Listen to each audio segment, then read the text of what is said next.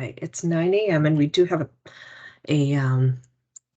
pretty long presentation today, so I'm going to jump right into it. I started the recording so that way if anybody misses any information. Okay, Chris, got your message. No worries at all. I am just going to say quickly that if you are using Microsoft Teams and if you just went right into the meeting itself and missed the sign-in sheet, the link is on the chat, just so that way anyone that's looking for continuing ed credits, you do have to sign in and make sure that your attendance is counted. So the link is there. I'll share it again later on this afternoon. Later on this morning, I'm sorry. See, I only had 2 cups of coffee today. I need another one, clearly. So the first thing that I want to do is just entertain a motion to accept the meeting minutes of the last meeting of September 2022. Do I have a motion from any of our CCAPPO members here? I know everyone's really quiet today. You may have to unmute. I move, this is Michaela, I move to accept the minutes. Thank you. Any discussion, questions? No. Okay. All those in favor can either raise their hand or put in the chat yes or no. Okay, awesome. All right, great. All those in favor, so moved. Usually the meeting minutes go by quick. Okay. All right, so the next thing on the agenda is we have Janet here from MHEC to give us a quick update on what's going on over there. So Janet, take it away. Quick, okay. Yeah, quick. Do you mind if I put a little PowerPoint? Yeah, sure, go ahead, no worries. Let's see if we can do this right the first time. There we go. All right, we in? Yes, you are in. Okay, so I just wanted to go through a couple of things. I don't have a lot of slides, but I just have a brief update. So I'm going to talk a little bit about iBuy. I just wanted to reintroduce it, a few contract updates, and talk about our first Monday publication. So for iBuy, if you don't know, we have 3 ways to purchase through MHEC. One is direct contact with the supplier, one is through iBuy, and one is like a combination that you can get an RFQ through the process. And so it depends on how you want to buy. It depends on the supplier, but I wanted to just reiterate that we have that tool for you to use. It's free of charge. And it's just another tool in your toolkit that you can use along with OSD and the other platforms that you might use. The benefits of the platform, it's a streamlined request process. It is pretty simple. You can pay by PO, credit card, or a P card if you have that. There's a single cart checkout, which I think is like a nice feature. I liken it to kind of go into a mall, but shopping with one carriage through several stores and checking out at the end in one place. Wouldn't that be kind of fun? You can have administrative controls. You can search for different ways, including diverse suppliers, and then you can do a product comparison. So with that, I will say that we offer training every Wednesday. Well, not this Wednesday because of Thanksgiving, but we can do them in person at your location. We do online every Wednesday, or you can do one just for your team whenever you'd like. And I think if some people we've been finding, we do one for a couple of people, and then there's probably another session that we want to do to set up the controls that you'd like as the administrative person. So on to contract updates real quickly.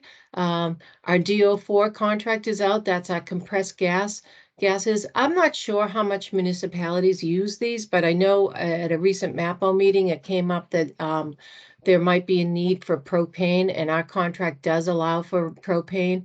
There's 2 different ways of purchasing these gases. One is all-inclusive, and then there's the traditional, which has demurrage charges and other fees attached to it. People don't like it. It can get cumbersome. So we did like a kind of an all-in.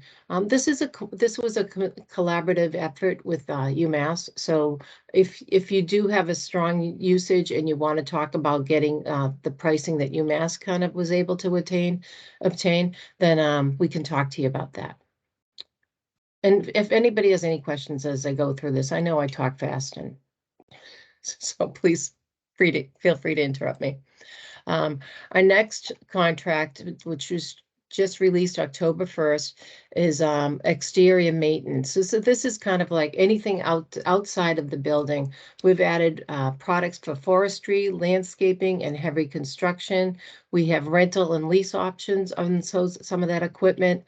Some of the popular brands that are included are Steel, Ariens, I think I pronounced that right, Caterpillar and John Deere. There's other large machinery that your teams in the DPW would know. I don't know. Polaris, there's golf carts, there's all sorts of machinery on this contract. So I know I'm just touching the tip of the iceberg. And, if anybody needs to see contract documents on this, I can teach you how to get it or send it to you. Next one is flooring, which will be announced December 1st, but we've added indoor flooring, and some of these solutions include, if you're doing a K through 12 school, there's rubbers, there's tiles, there's turf, there's vinyl, hardwood floors, epoxy's new. We've also got the green products that are certified that you can include as well, and there's very popular brands including Armstrong, Mannington, Milliken, Mohawk, etc. I'm sure you can all read those, and I'll send this slideshow to Jennifer so you have it. The other one I wanted to talk about, this isn't new, but it's a kind of a tweaked program with us for Home Depot. If you're interested in bringing a revenue stream to your city or town, this might be a good solution for you. Our Home Depot program allows for a rebate, and the difference in our rebate program is it starts at $3,000. Most other GPOs start at $100,000, so this is a nice program. You can earn 3% cash back, and then there's a 2% early payment discount. In all honesty, I think the best part of this program is that it's set up with an individual who's managing it. His contact information. You can scan this QR code to get you more information on Home Depot. But our contact, Michael Campbell, sets up this contract with your local Home Depot store, or more than one store. I had an instance where one of my customers told me, their facilities departments buys in this town, but the guy wanted to buy something on his way home and he went into the store and it didn't work. So it's something that we would have to set up at the different stores. But it's something that, that your people are going there, so you might as well have a program to buy from. The other nice thing is that it gives you visibility to see what is your staff buying, how many are they buying, where is it going. So there's nice reporting capabilities on this program, and I'm happy to talk to you about it in more detail if you'd like. G29, facility maintenance, energy assessment, and software. So this is, we've doubled the suppliers. We've got new categories for this contract: architectural services, civil engineering, construction management, facility management. So these are more like services, but not construction services. So it's not like you're hiring plumber and electrical. These are professional services that are now on contract with us. Roofing maintenance is another one. Roofing inspection is a nice service to offer as well. And then moving on, energy response and disaster restoration. This is something that, if you have, I think of those poor people in Florida that are having to deal with the hurricane. If we have got a northeaster up here and you have some sort of disaster recovery that you need to get recovery, we've got some solutions for you. It also includes asbestos abatement, biohazard response, God forbid, environmental responses. So this is a nice contract for us to have for our members as well. Mold testing, yuck. But we need it.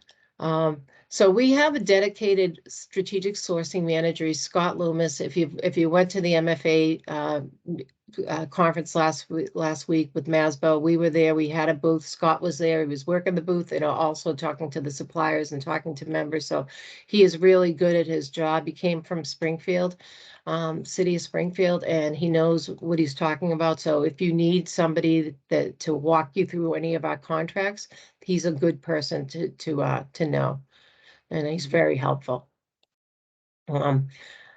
So this is a new one. This is our first Monday monthly digest. If you're not getting this, please feel free to let me know and I'll get you signed up for it. This is we know we bombarded you with emails and we apologize for that. So we tried to make this a little bit easier to use. So this is a once a month publication. It's the first Monday of every month at 10 o'clock. We blast it out to whoever is on our distribution list. It will have a theme to each one. Like we had disaster recovery, there's going to be, a green thing, different things. We'll have contract news. We'll have, if we do a Save More ad, we'll have articles to help you to make some buying decisions. We'll be promoting events. And if you're not already receiving it, please feel free to reach out to me and I'll help you to get on that distribution list. And that is it for me today. And I want to thank you and wish you all a very happy Thanksgiving. Let me know if I can help you. And I will unshare. Thank you very much. Thanks, Janet. Appreciate Thank it. you. Thank A lot you. of great info. All right. And next from OSD, we have Patricia Burke. Try to unshare here. No worries. Perfect. Good morning, everybody. Jen, thank you. It's great to follow our colleagues over at MHEC. So good morning, everybody. For those of you who don't know me, I'm Trish Burke. I support local government South Shore Cape Islands, a little bit of Central Mass. There's 3 of us and 351 of you folks. So the math is a little challenging. Janet's nodding her head. Yeah, I got that. So in any event, it's wonderful to speak with you this morning. Just a few quick updates from OSD. So just to bring your awareness, at the combis.com landing page, we have posted our November, December OSD contract list. So you can find that resource again at www.combis.com. As part of researching the use of our state contracts, you're always reminded to please refer to the contract user guide. Again, those resources are posted under the combis.com landing page. And in those user guides, it's quite a bit more than a bid list, if you will. It will detail the specific contract benefits, the vendors of your choice, the rules of using the contract, and the proper person at each company that you should be working with to fulfill, your requirements. A little bit of contract news here. So in a similar vein to Janet's presentation on enhancing some of your professional services, OSD2 has a suite of contracts. We refer to them as our PRF contracts. There are 11 in total. There are several hundred vendors who are part of these contracts. Frankly, many vendors that you may already be working with, but they certainly they are a valuable resource to you if you're looking to hire outside expertise. You need temporary personnel to complete a project. So these are projects that would provide you with consulting, engineering, foreign language, a myriad of contracts. So there's 13 categories, 11 contracts in total, several hundred vendors. And the solutions are impressive. So definitely encourage you to take a peek at the PRF suite of contracts. We do have a new PRF contract that has recently launched. That's PRF 76. This is a contract that supports management consultants, program coordinators, and planner services. It has 9 categories, nearly 100 vendors, I believe. And the contract will support a broad range of professional services, which would include health, education, human services, and more. In line with all of this, the focus on the suite of professional services contracts, we will be hosting 2 webinars coming up in the month of January, Thursday, January 12th from 1 to 2, and then again on Thursday, January 26th, same time frame. During those 2 sessions, we will cover 2 contracts at each session. So look in your mailboxes soon. We'll be sending out invitations and all that stuff. The 4 contracts we've chosen to highlight among those available is in fact that new management consultant contract, PRF 76, as well as the engineering contract, and that will be followed up by the foreign language translation and interpretation contract, as well as advertising, marketing, and event planning. So those were some of the top categories of those contracts, as well as a recognition of maybe some exposure we needed to shine a light on. So it's all about professional services. Moving on to some contract changes or news you may have seen recently in an OSD communication called By the Way, that OFF 47, so for those of you with school purchasing authority, that is our art and instructional contract. That is in kind of a rollover period for about the next year. And it's important to note that with that contract, WB Mason had in fact opted not to renew their agreement. So if you were a prior user of that contract with WB Mason, please know that you still have 10 great popular and reliable vendors to select from during this period. This was a partnership contract with Connecticut. So they are the host agency for this contract, but we certainly will help your use and support of it. And then finally, after a 3-year hiatus, some of you may have gone to our former Mass Buys conference. We're coming back. Jen's smiling. I love that. I'm very excited about it. So we're coming back. The event presently is scheduled for June 7, 2023, and we are in the final stages of our negotiation with the Heinz Convention Center in downtown Boston. So it should be super fun. And I'm saying carpool, come on up from the Cape. We can't wait to see you. So thanks, everybody. Have a blessed and happy Thanksgiving. And Jen, thank you once again. Of course. Thank you so much. All right. I'm just going to give everyone that came in maybe a couple of minutes late, just another reminder. If you didn't sign in this morning, if you used Microsoft Teams, make sure you sign into the sign-in sheet on Microsoft Forms. I just shared the link again. Just want to make sure that everybody's getting credit for attending today. So without further ado, if David is on, we can go ahead and begin our presentation. So today's presentation is on the conflict of interest.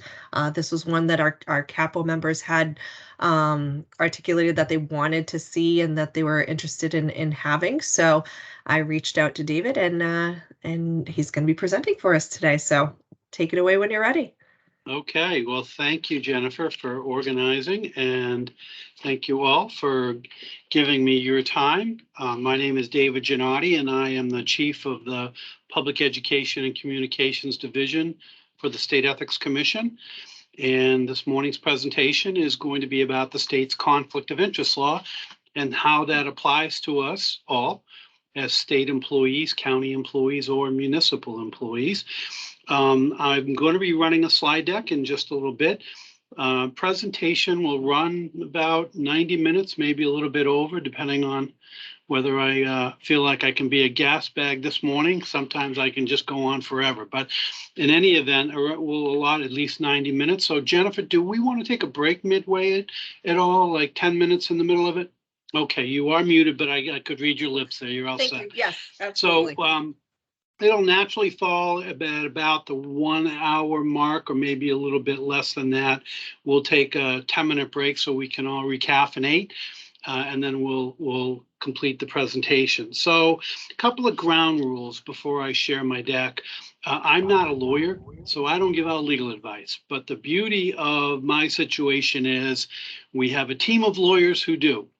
The Ethics Commission are the experts on the conflict of interest law. We administer and enforce the provisions of the law. So sort of caveat number 2, I do encourage questions, and we have the chat, but you can also feel free to unmute your mic and ask a question, because we're a fairly small group, so there's no reason why we can't have a good discussion about issues that might come up. But when an issue comes up, if you have a question, and you may not, that's fine, But I do encourage the questions. It'll help the information resonate better, I think. And, you know your environment better than I do. So I don't know what are the typical conflict of interest issues that might come up in connection with procurement. This presentation is not only to benefit you and your staff, but in connection with what you do, you may see things and you may be uncertain about, whether a situation presents a conflict. I will say at the outset, you are not responsible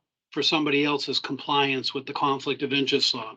You may see some things that come up that cause you to be concerned, but it is not up to you to deal with those issues. You can if you want to, and you can report matters to the Ethics Commission as well, and we'll review and deal with those issues. But with questions, just keep them hypothetical, keep them prospective, and please don't tell me that you violated the conflict of interest law. But as I always say, what happens here stays here. Our job at the Ethics Commission is to give you the information so that you can comply with the law and so that you can better understand the law. Now, as public employees, you've all completed conflict of interest law education. It's a requirement under law. So you should all be familiar with the online training program. You should be familiar with the summary of the conflict of interest law for whatever your level of government, be it municipal, be it county, be it state. The purpose of this presentation is to sort of explain the law in a hopefully more easily consumable way. But then also, if there are issues that you want to talk about, we can do so. So those are sort of the ground rules. I'll now attempt to share my deck. Let's see if we can get it to. I have it up. This might take me a second because it's not going to come up on. All right, we'll get it up in 1 second.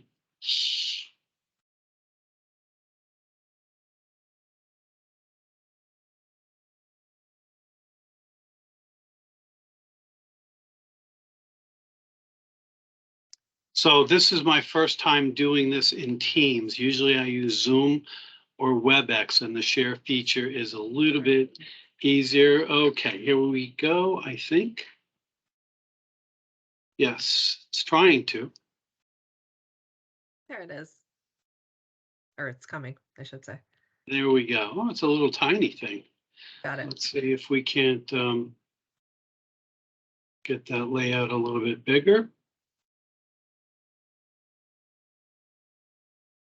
Nope. Oh, look at me. I didn't even know you could change do that that. one right now. Wow. Didn't know it could do that, huh? I just learned something. So I hit layout and then content only. What I'm trying to do is to see if I can get my deck to maybe pop out as Full screen. Pop out the content.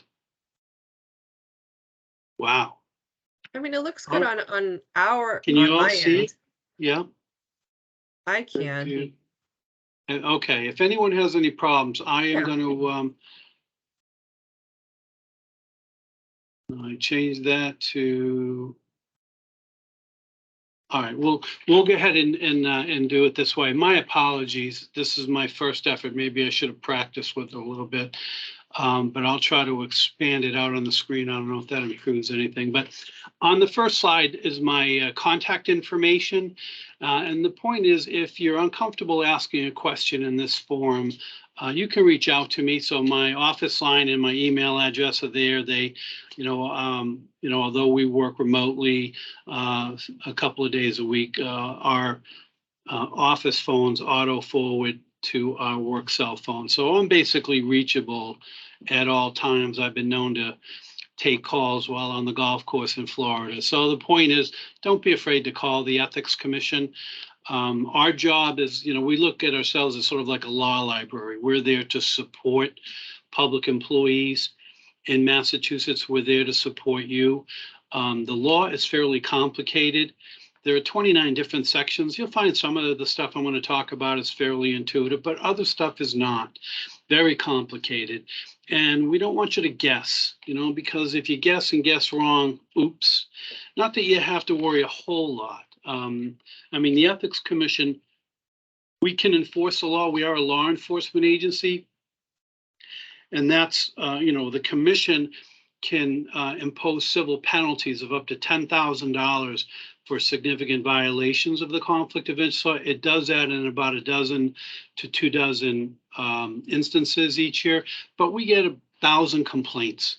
So if you do the math, it's just a small percentage of what we do. Most of what we do involves educating public employees on the requirements under the law. So we'll talk about that in just a little bit. But if you have any questions and you want to reach out to me, maybe you've attended a presentation before. Also, if you think that this kind of a presentation might be valuable for your particular public agency, you can provide my contact information to the people who might coordinate training for your agency, and they can contact me, and I'm happy to conduct a presentation for your agency staff or your municipal employees as well. So let's continue on. So the conflict of interest law is all about confidence in government. The public has a right to expect that public employees are going to always act in the public interest. Conflicts of interest can undermine confidence in government. Conflicts of interest are those situations where a public employee is performing their duties, but yet they have a private interest in the matter. Some tangible component of their private life is going to be affected by what they do. And that's a conflict of interest. And so the conflict of interest law imposes restrictions on what public employees can do when they encounter a conflict of interest. For certain issues, it's just no, you've got to stay out of the matter, or you can't accept a gift or something like that. For other matters, the law says, yes, you have a private interest. The public might become concerned about whether you're serving the public interest or not. So you're allowed to continue to perform your duties, provided that you first disclose your outside interest. Now, I'm going to use these terms interchangeably: private interest, outside interest, bias.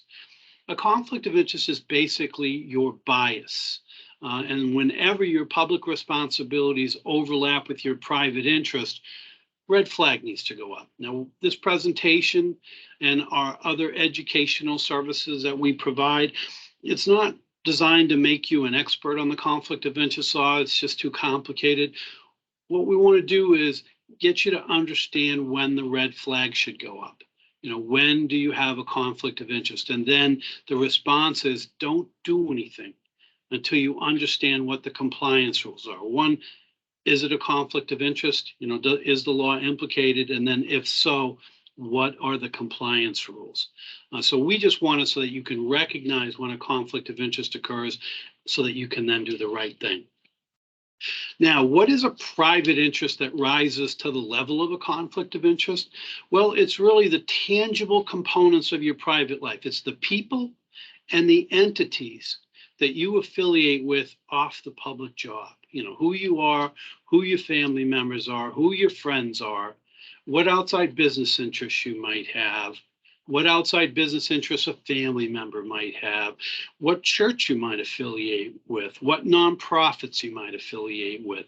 All of those people and entities that you affiliate with when you're not at work, those are your private interests. And whenever you're performing your duties as a public employee, if one of those interests is going to be affected by what you do, well, then that's a conflict of interest. It doesn't mean it violates the law.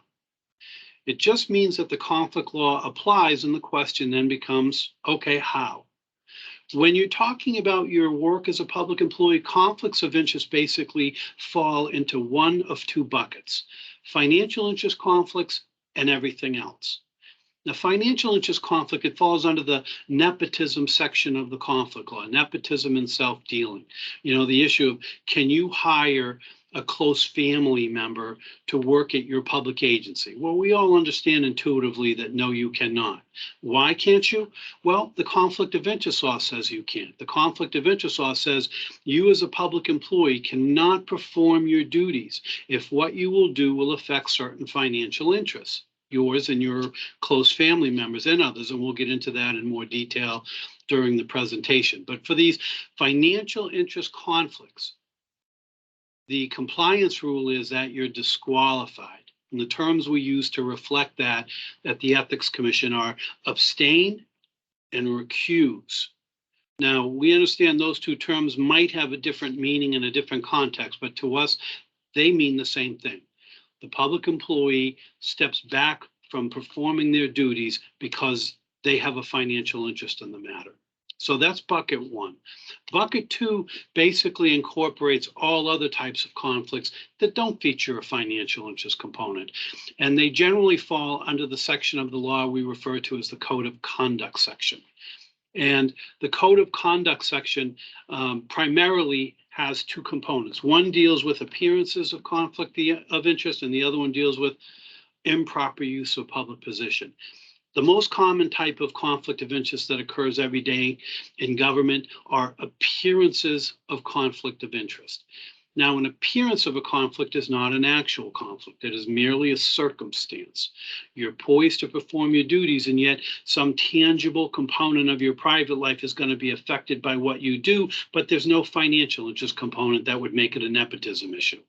It is strictly an appearance of a conflict of interest.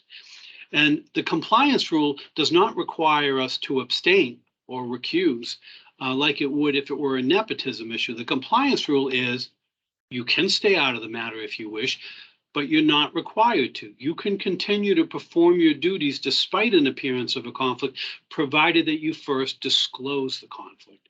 And we're going to talk about the mechanism for disclosing a conflict of interest. It's got to be in writing. And so we'll talk about that. And so that's basically conflict law 101.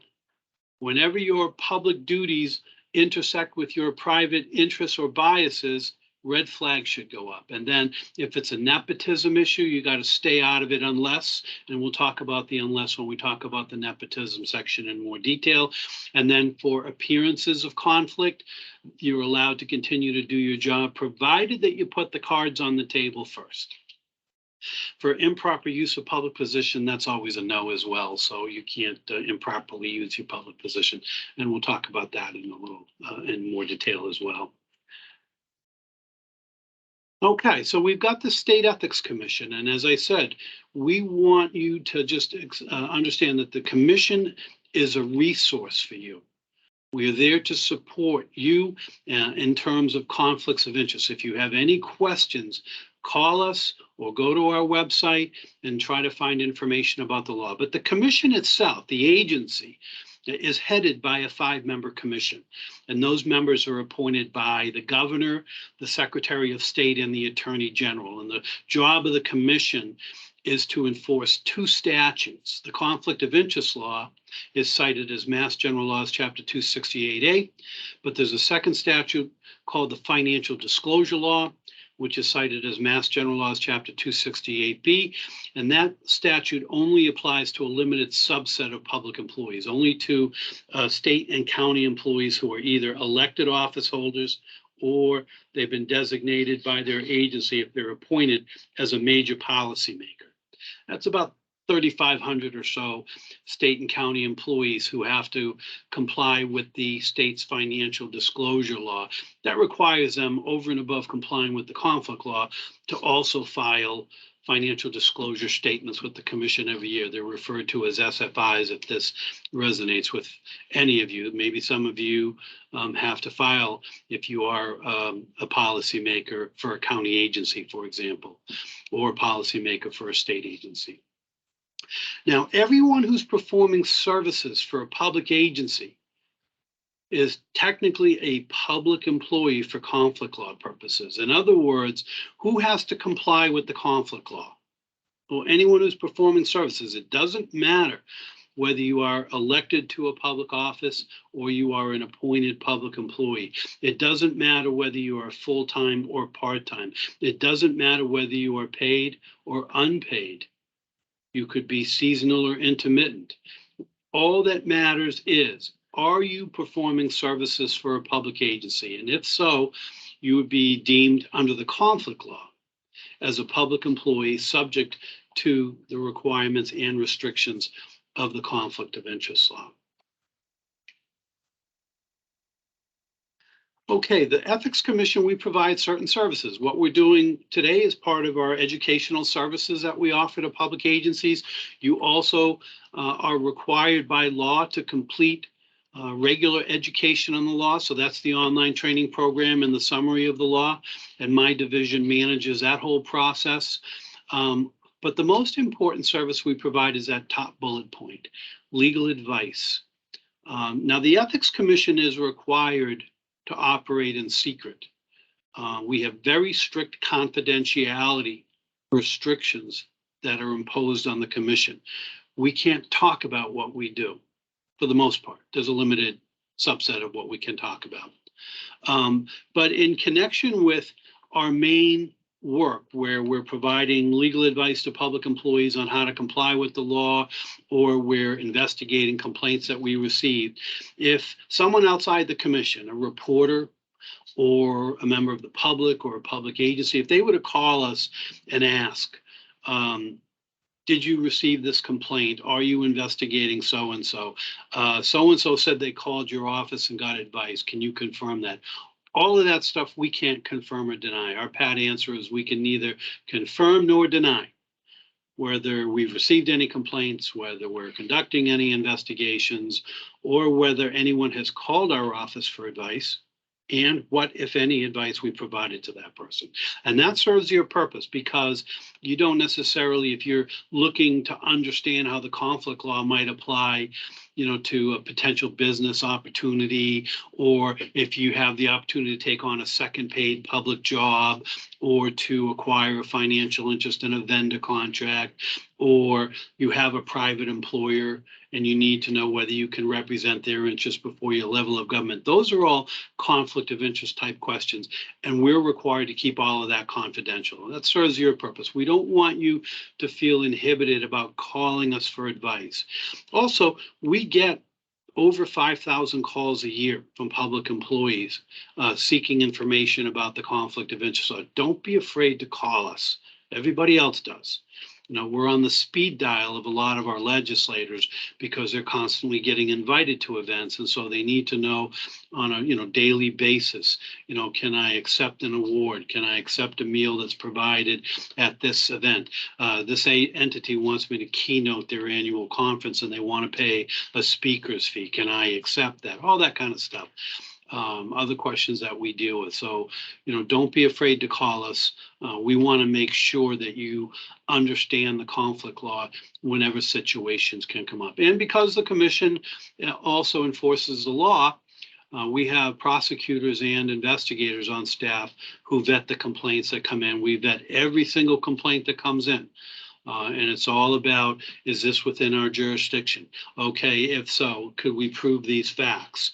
If so, would this suggest a serious violation of the law? And they sort of move up the continuum until they reach the attention of the commission, which will make the decisions about whether our staff should investigate a matter formally and whether somebody has violated the law. And in connection with that, they'd be required to pay a civil penalty and so forth.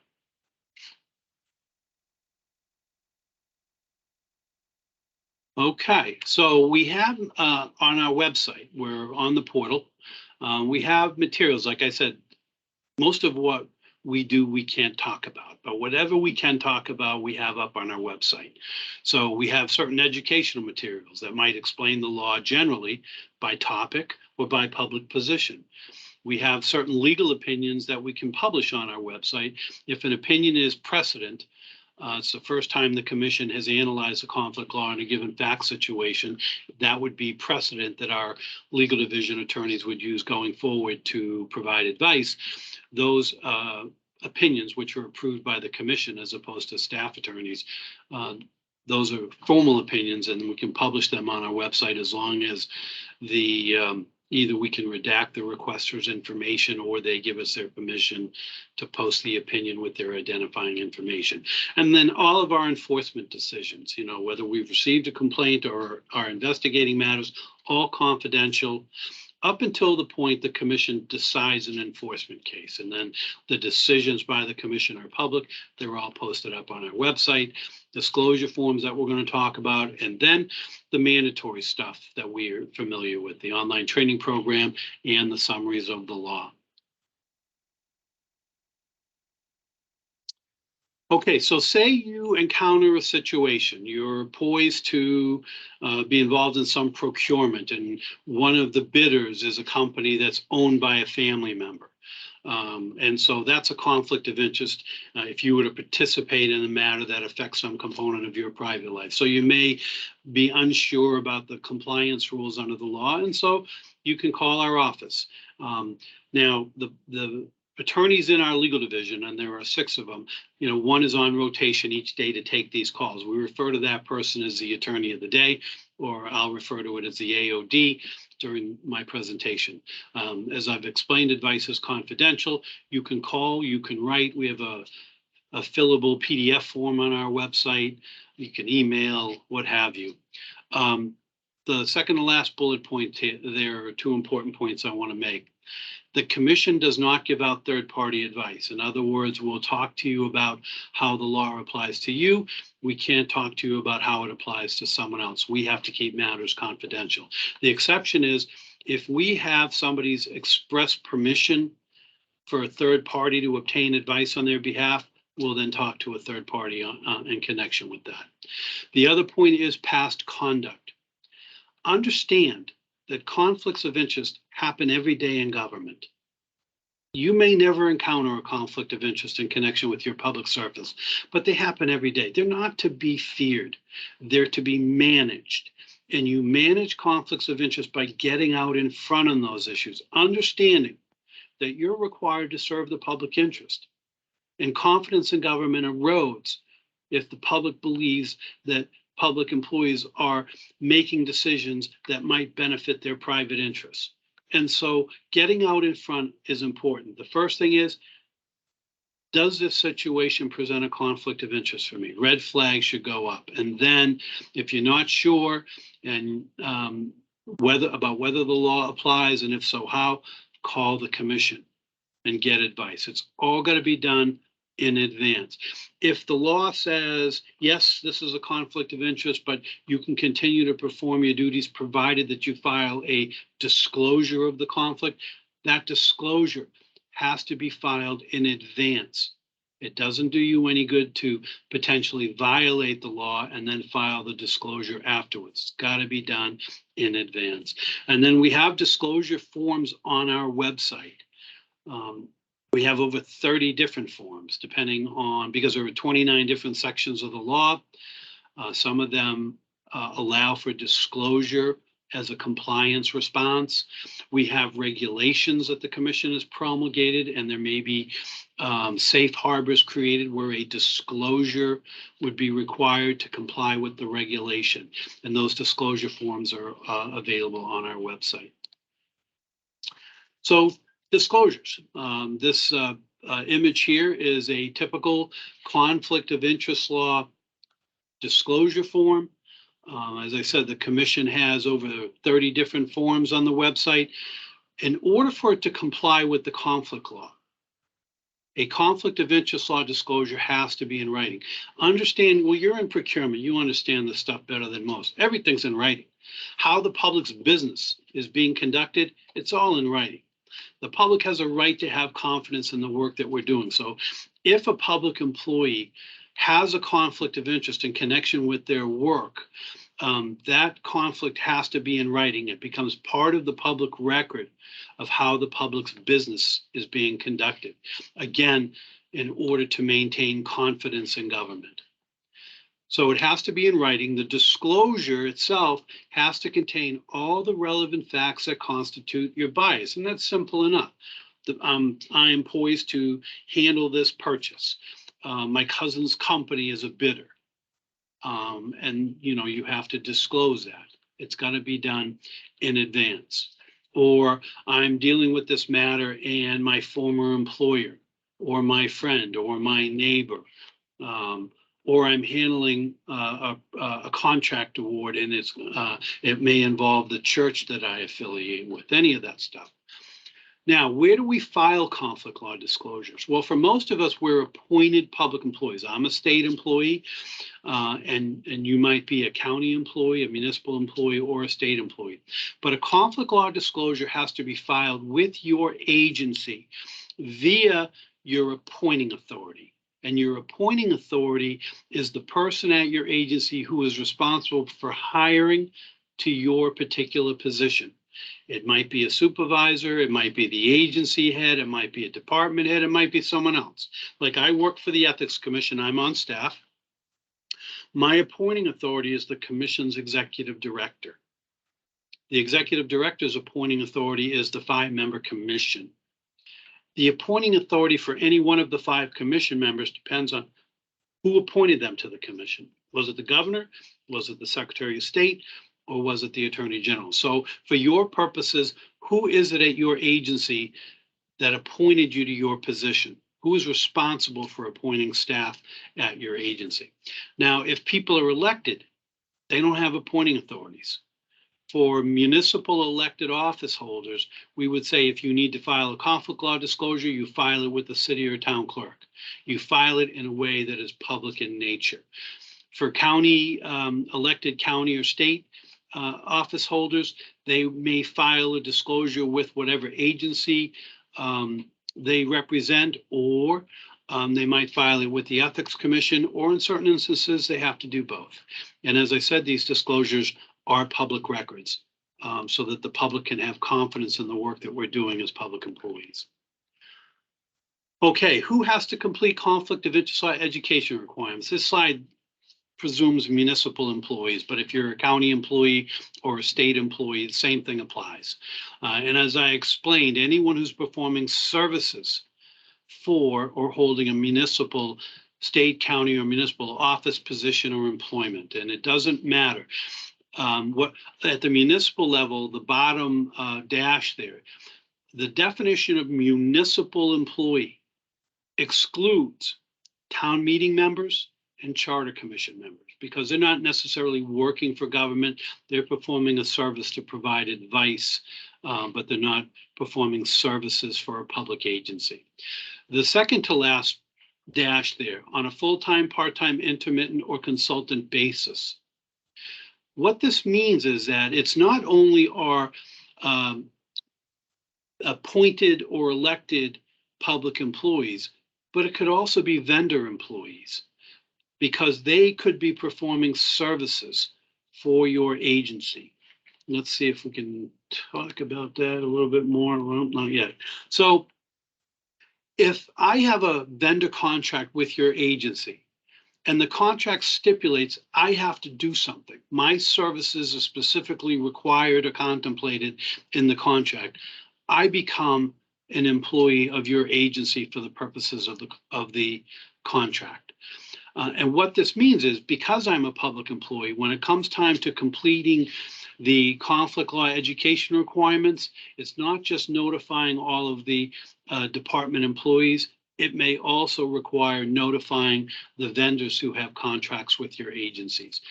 And what are the conflict of interest law education requirements? Well, the online training program has to be completed within 30 days of election or appointment or contract engagement, and then every 2 years thereafter. Some agencies, they have long-term vendor contracts for consultants to supplement staff needs. And so those people would be required to complete the online training program possibly multiple times. And then the summary has to be distributed by the agency to all employees, and it may include vendor employees, every year. And then the employees provide acknowledgements that they've received the summary of the law. And so as to vendor employees, we've added this in here because the commission recently concluded an enforcement action involving a vendor employee who was working for a state agency for a number of years and had completed the conflict law education requirements when asked to do so by that agency over a period of years. Then the person violated the conflict of interest law, and the commission decided to undertake enforcement action against this vendor employee for violating the conflict law. He was representing his private company. He and some associates had developed some software regarding data tracking that was very useful to state agencies, and he wanted to commercially exploit it. So they formed a company, and then they wanted to market it. So while he was a vendor employee, he was also meeting with state agencies to see if they wanted to explore using this private service that he had. So the commission would prosecute him for violating the law, and one of his defenses was, I'm not a state employee, so I'm not subject to the conflict law. But he couldn't otherwise explain why he then completed the education requirements year after year when asked to do so. But in any event, because of that, we wanted to just sort of increase our outreach to agencies to let them know to include vendor employees if those vendor employees are public employees for conflict law purposes. Okay, are there any questions at this point? If not, we'll dive into the conflict law. And we're going to do it by topic. First topic are the gift restriction rules. And after we're finished talking about the gift restriction rules, we'll go on a break, but we've got a little bit of work to do on the gift restriction rules. The question being, can I accept a gift from someone as a public employee? And the answer is, it depends on the circumstances. Everything always depends on the circumstances. So these bulleted items constitute the restrictions under the conflict of interest law. And when I talked about some of this stuff being intuitive, top bullet point is one of them. Bribes. Public employees cannot solicit or receive bribes, and people who have dealings with public employees cannot offer or give bribes. Bribes are corrupt acts. The corrupt element of a bribe is something called a quid pro quo, which just means there's an exchange. I give you this, you give me that. In a bribe, whatever rules the public employee would normally follow when dealing with the matter, if they agree to accept a bribe, that means that they agree to do something, not do something, or there's some collusion to commit a fraud on government. It's a corrupt act. The statutory language is anyone is prohibited from corruptly offering or giving to a public employee, and a public employee is prohibited from corruptly soliciting or receiving any item of value. And corruptly means where the item of value is tied to a quid pro quo, where the public employee will take specific action or not take specific action that they otherwise wouldn't be involved in. Both parties can violate the conflict law, and because bribes involve corruption, it's the most serious violation under the conflict law, and the commission can impose civil penalties of up to $25,000 for violations of this section. For all other sections of the law, it's a civil penalty of up to $10,000. And when I say civil penalty, the commission doesn't criminally enforce the statute, civilly enforces. We operate under the rules of civil administrative procedure. But there are certain sections of the law, the bribery section, the gifts and gratuity section, that carry criminal penalties. But it would be an agency that can criminally enforce statutes that would enforce the law criminally. That would be the AG or a district attorney. The middle bullet point deals with, if you're familiar with the $50 rule, this is where the foundation is. Under the section of the law we refer to as illegal gifts and gratuities. It's a violation for anyone to offer or give to a public employee, or for a public employee to solicit or receive any item of substantial value. And that's defined by the commission to mean anything worth $50 or more that is given for or because of official acts performed or to be performed. Now, that doesn't establish a quid pro quo. That only establishes a business nexus. So the general rule is you cannot accept a gift if the gift is valued at $50 or more and given to you by someone with whom you have business dealings with. And when I say business dealings, that means you're working as a public employee and it involves that person. So gifts from the people that we have official dealings with that are valued at $50 or more are prohibited. Both parties can violate the conflict law, but because there's no corruption involved in an illegal gift or gratuity, it's just a gift given to say thank you or to build goodwill or what have you. But there's no quid pro quo. There's no obvious effort to improperly leverage a relationship. The potential penalty for a violation is a civil penalty of up to $10,000. The bottom bullet point represents the threshold gift restriction rule. This is what we need to understand if we understand nothing else. And it's a gift tied to your position. And it says that public employees may not receive or accept gifts worth $50 or more given to them because of who they are as public employees. So overall, the gift restriction rules under the conflict of interest law, if your public position is implicated in any way, shape, or form in connection with a gift, red flag needs to go up. If there's a quid pro quo, then it's no.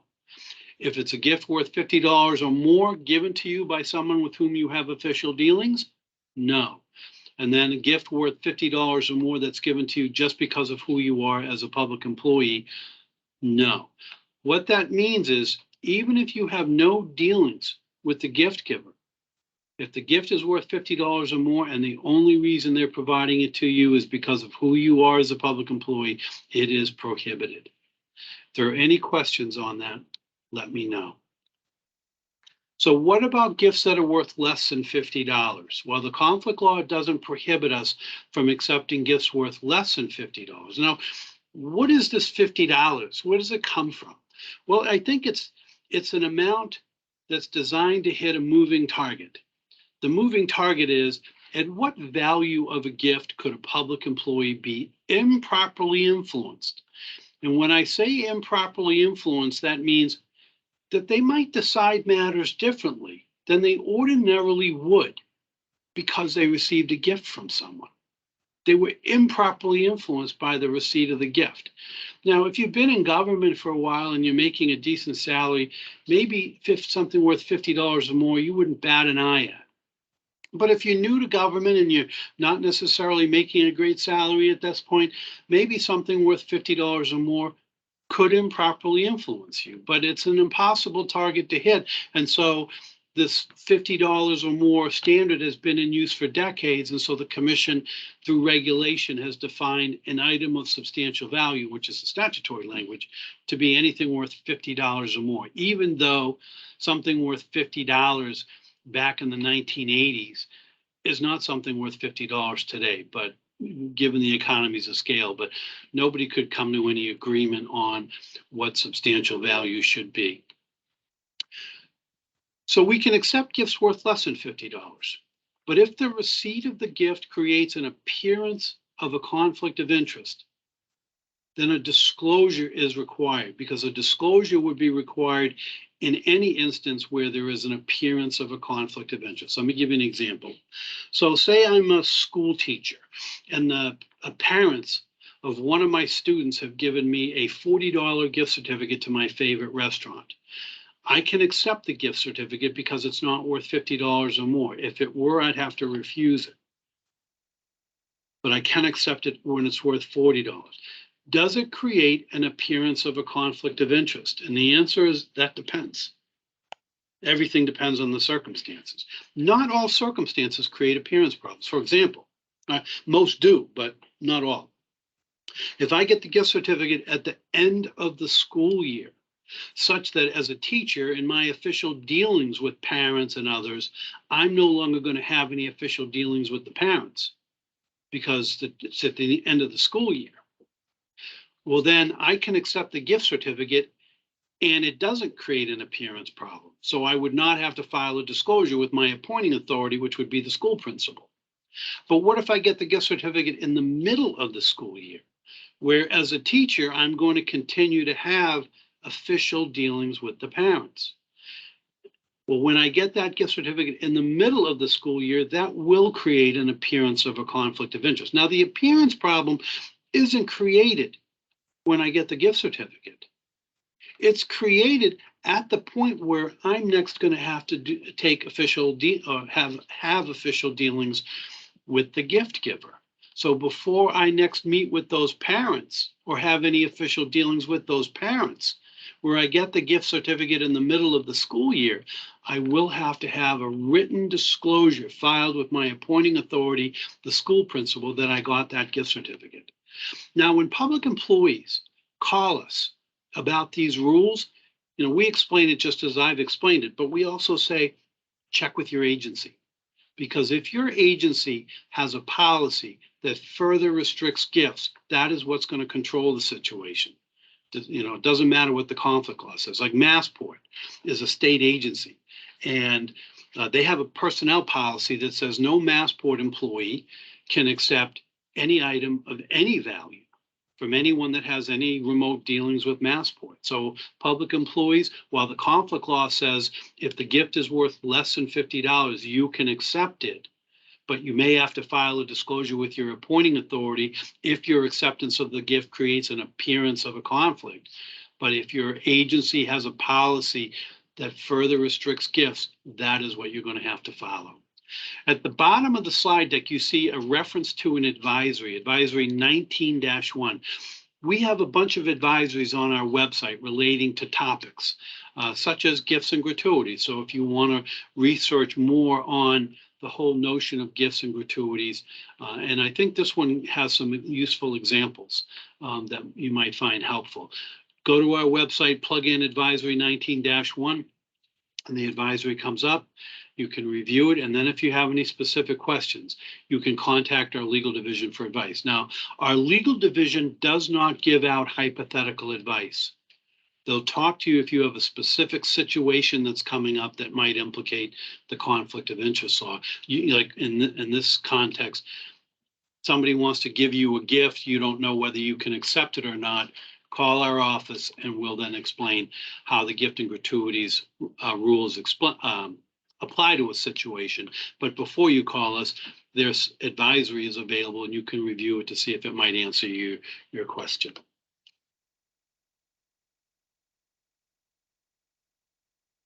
Okay, gifts that may be prohibited.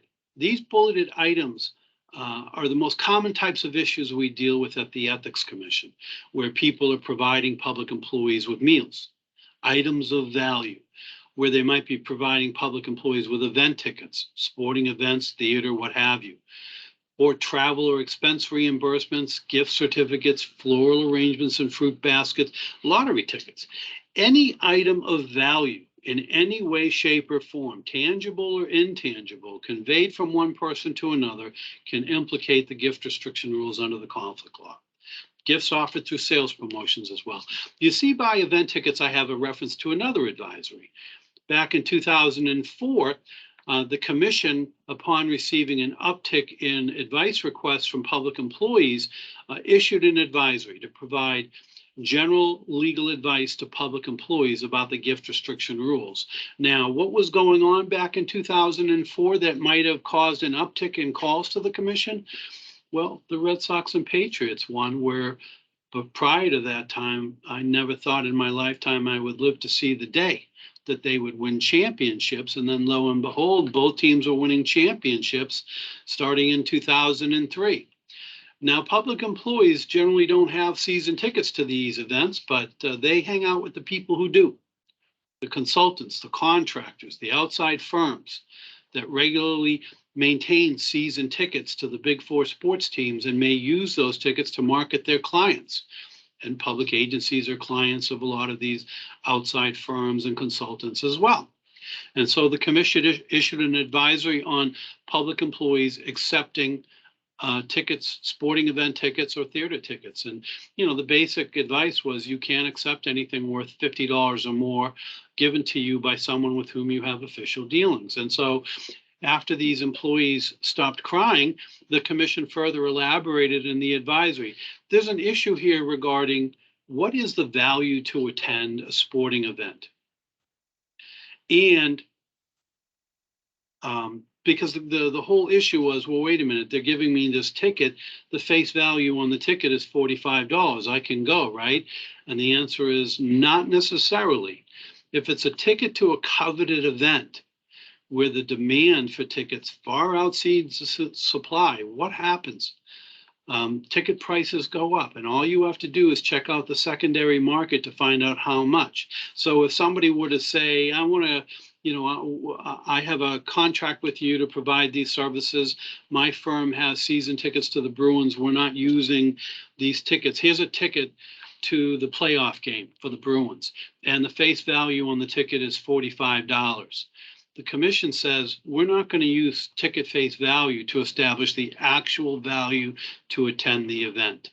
And all you have to do is check out Ace or StubHub to find out what it would cost to attend the event with those types of tickets. And if the actual value to attend the event exceeds the face value by $50 or more, it's going to be problematic. Now, where somebody gives you the ticket and it says $45 on it, you're being given the ticket for nothing. So that $45 is sort of a starting point for what is the value to attend. But then the actual value is what the commission would use to determine that.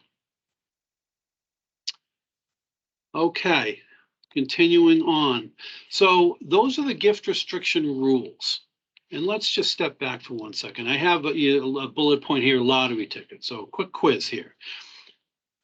Somebody comes up to you in your public agency office and they only know you as a public employee, but you know what? You socialize in the office in terms of saying hello and getting caught up and all that. But they come up to you one day and they hand you a $50 scratch ticket. So it would implicate the gift restriction rules because it's something worth $50 or more given to you because of your public position. So I'm going to ask the question, but it's really rhetorical. Can you accept it? Well, no. It costs the giver $50 or more.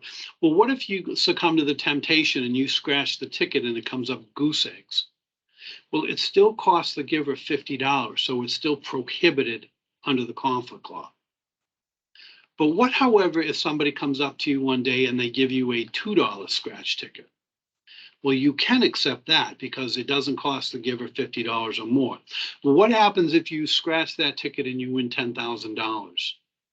Well, it's your lucky day because it only costs the giver $2. So that's less than $50. Now, if you were to scratch that ticket and win $10,000, you can keep that $10,000. Would that situation create an appearance of a conflict of interest? Well, it depends. If the ticket were given to you by someone with whom you have official dealings, yeah, you're then going to have to file a disclosure with your appointing authority that you were given that ticket, and that's what happened. Also, gifts offered through sales promotions. We had a food services director in one of our school districts, and they're supposed to manage the budget on dealing with the wholesalers. But the wholesalers want to move product and they offer inducements. And so rather than manage their district budget effectively, this person was ordering food in order to qualify for the inducements being offered by the food wholesalers, which at the time were the Apple Music devices, iPods and mini iPods. And on several occasions, this person qualified and received these iPods. She thought they'd make great gifts for the grandchildren. Now, in that scenario, even if the person was effectively managing the budget and they otherwise qualify for those iPods, who owns those iPods?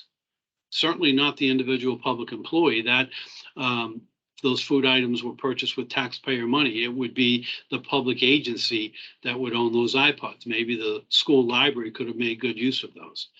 And so the commission, upon learning of that circumstance, took enforcement action against that person for violating the conflict of interest law, for not only accepting items worth more than $50 from someone with whom they had official dealings, but also for improperly using their public position to sort of not really cook the books, but to, over order as opposed to effectively managing the budget in order to qualify for the inducements. Okay, now those are the gift restriction rules. Gifts that are bribes, gifts worth $50 or more given to you by someone with whom you have official dealings, or gifts worth $50 or more given to you because of your public position. Gifts worth less than $50 are not prohibited. But if they create an appearance of a conflict, a disclosure with your appointing authority is required. Simple enough, right? Obviously not. And that's why we want you to call us if any situation comes up and you're uncertain about how to handle it. But there are regulations, regulatory exemptions that create safe harbors. In other words, not all circumstances where a public employee might receive something worth $50 or more creates mischief under the conflict law. There's some everyday real life stuff that occurs where there might be a benefit to the public to allow the employee to accept something, even if it's worth $50 or more, and given to them because of their public position or given to them by someone with whom they have official business dealings. And so these bulleted items are categories where exemptions from the gift restriction rules are available to public employees. And I'm not going to talk about all of them, just a couple of them. Travel expenses.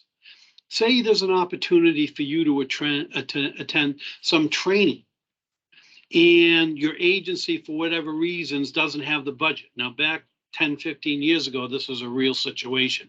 You know, budgets were really tight due to the recession that occurred in 07, 08, and in prior non-inflationary periods, but we had recessionary periods.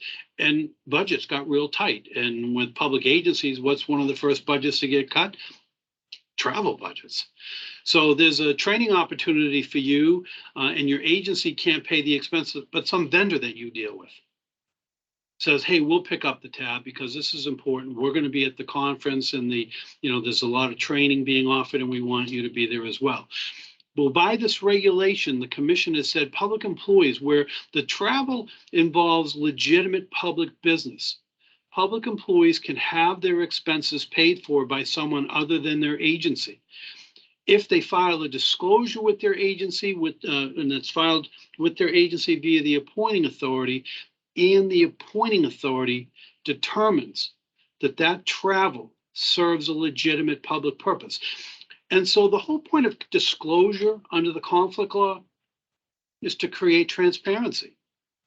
The public can see how the public's business is being conducted.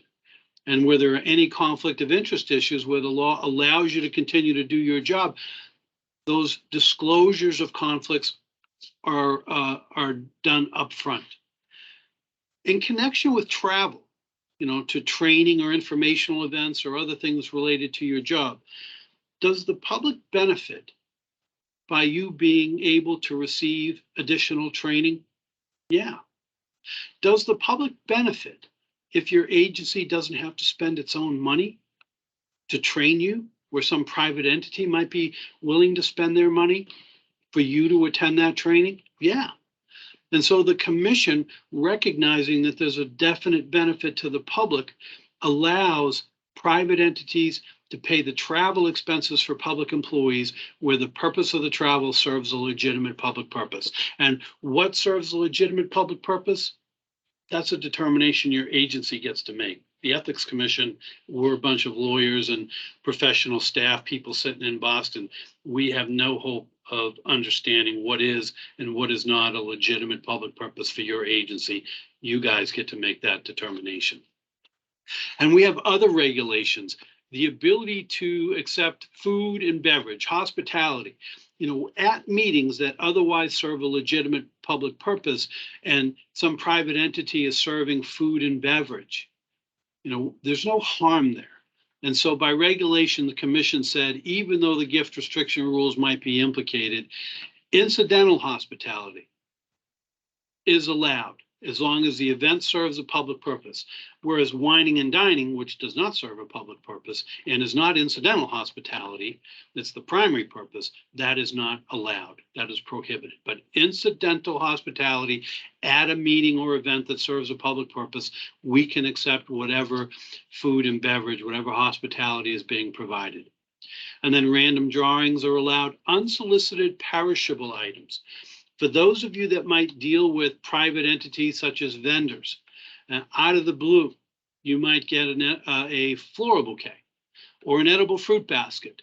Do those items all cost $50 or more? The presumption now is yes, because usually they have delivery charges that get you up there pretty good. So the presumption is those items always cost $50 or more. But who's going to try to bribe a public employee with a floral bouquet or a fruit basket? But because of their costs, they implicate the gift restriction rules under the conflict law, so they're prohibited. But by regulation, recognizing that these situations are not big deals, the commission has said public employees, you don't have to refuse unsolicited, that being operative, perishable items because it's impractical to return the items because they're perishable. Instead, you can accept those items on behalf of your agency, and you demonstrate that by sharing the items. In other words, the gift restriction rules under the conflict law are designed to restrict gifts to you for your personal use, where the intent might be to improperly leverage a relationship with you, where you might be improperly influenced by the receipt of a gift. With perishable items that are unsolicited, the commission has said, as long as you accept it on behalf of your agency and share the items, it won't implicate the conflict of interest law. So if a vendor were to send you a floral bouquet out of the blue, you don't get to take it home and it doesn't go in your office. It goes out in the lobby or some other publicly accessible area for your office so that everybody can enjoy the floral bouquet equally. If you were to receive an edible fruit basket from a vendor, I say you have a limited window. Take it to your office, grab those chocolate covered strawberries out of there and leave the apple slices and pineapple for everyone else. As long as you accept it on behalf of your agency and then share the items with everyone else, it won't violate the conflict of interest law. And that's for unsolicited perishable items. So pizzas and food and, you know, when you go as a group of you, you're on some big IT project and you have a meeting with the vendor at their offices and they're serving pizza or subs or what have you, you can accept those as long as you're accepting it on behalf of your agency and everybody gets to partake. So those are the kinds of questions we get because sometimes public employees, they get a little uneasy. You know, sandwiches are being provided. Can I accept them or not? Yeah, but if you're uncertain, you call us. Okay, and these are other categories where exemptions from the gift restriction rules are available. We have one for teachers, recognizing that parents want to, you know, especially at the elementary school level, not so much at the middle school, high school level, but at the elementary school level, you know, there's a tendency for parents to want to pool resources to provide meaningful gifts to thank the teachers for the services they're providing to their small children. And so the commission promulgated a regulation that says while employees are subject to this $49.99 gift restriction threshold, teachers can accept class gifts of up to $150. Why? Because they're better than the rest of us. No, they're not better. But just recognizing that parents want to pool resources. So by regulation, the commission said teachers can accept class gifts of up to $150 as long as the individual contributors to the gifts remain unidentified to the teacher. Why? So that the teacher is not put in a position where they could be improperly influenced. They don't know who contributed. And if a teacher were to accept a class gift, the regulation further provides that if a parent were to provide a gift of up to $49.99 separately to the teacher is required to ask the parent, did you contribute to the class gift? Because you can't do both. And then this regulation also allows us to provide gift cards of any amount, up to several $100s, to provide to the teachers, where the purpose of the gift card is to reimburse for classroom equipment and supplies. Recognizing that teachers frequently go out of pocket for this stuff, we can provide Staples gift cards to the teacher, and they can then use that to provide stuff for the classroom. We tell the teachers, make sure you save your receipts if you get one of those gift cards, because we reserve our right to verify whether anything went to you personally or whether it all went to the classroom. So that's sort of, you know, we've got these rules, but we've got a bunch of regulations out there which say, hey, if there's not a big deal here, you know, it may be allowed if there's a regulation. In some instances, the regulation requires a disclosure. Other times it does not. It depends on the circumstance. Okay, and so it is now we're about an hour into our presentation, and we've completed our talk on the gift restriction rules. I can see that you people have absorbed everything I've said like a bunch of sponges because there are no questions. So this is an appropriate time. Let me, okay, Jennifer, you have, I am back. okay. So let's take 10 minutes. How's that Sure. sound? All right, so it's 10:18 now, so at 10:28, I'll put it in the 10:28, chat. we'll be back. Now, Jennifer, do we have a Awesome. hard stop at 11? No, it's. Okay. I nope. might run a little bit over as long as Okay, I don't want the pitchforks and torches to come out on me, but no worries, no yeah, worries. usually I just talked about the gift restriction rules and there's a whole bunch of other stuff I gotta finish up on. Okay, Okay, all right, We'll actually, I'll make it easy, so return at 10:30. 10:30 Give an extra sounds minute. good. We'll see you Okay. all then. All right, awesome.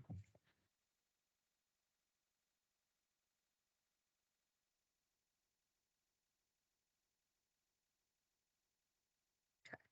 See everyone soon. Jen, Yes. I have a question. How are you doing at first? Well, I am gonna take a break, so. Yeah, I'll I do- just want to tell you that I have another meeting. Is it Okay, okay for yeah. me just? No, that's fine. Can This I is see being- the record now or something like that? After you recorded, yeah? Yes, we did. Yeah, so So I usually can what I do just, is yep, I'll send out the newsletter and link the recording to it. Okay, thank you, because I have another meeting. I didn't no expect worries. that we will have this one No such a worries. long. Thank you very much. Alrighty. Bye.